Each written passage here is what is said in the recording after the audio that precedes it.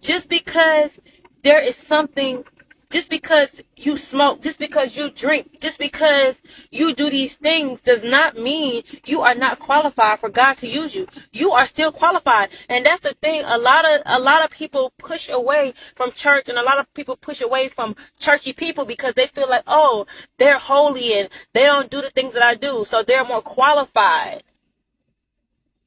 And so it pushes people away. It pushes the younger generation away, because they do smoke, they do drink, they do all these things, and people pound them for doing those things. I'm not saying those things are right. I'm not saying those things are wrong.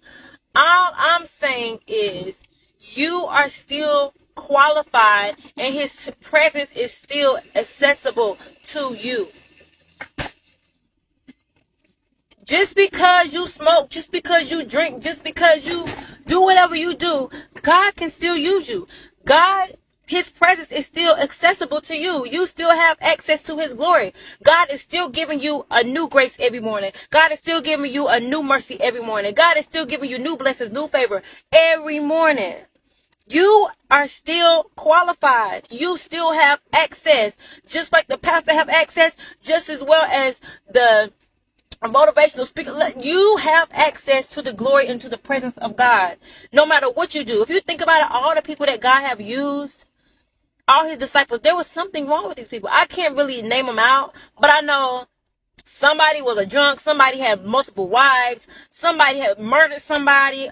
Like, all of these things that these people have done, and God has used those people and made those people new people, or renewed their mind. That's why he gave them new names. As a matter of fact, some of these people, it's the same people, but Jesus, like, we named them or something like that. I don't really know how it go.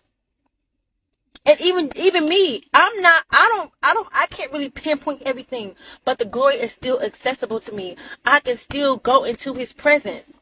I can still mentally close my eyes no matter where I am and go into my secret place, and his presence is immediately accessible to me. I have access. So don't think because you smoke, don't think because you drink, don't think because you done killed somebody or murdered somebody or whatever you done did in your life that you do not have access to his presence. You do not have access to his glory. You do not have access. You have access to God. You have the access to his presence.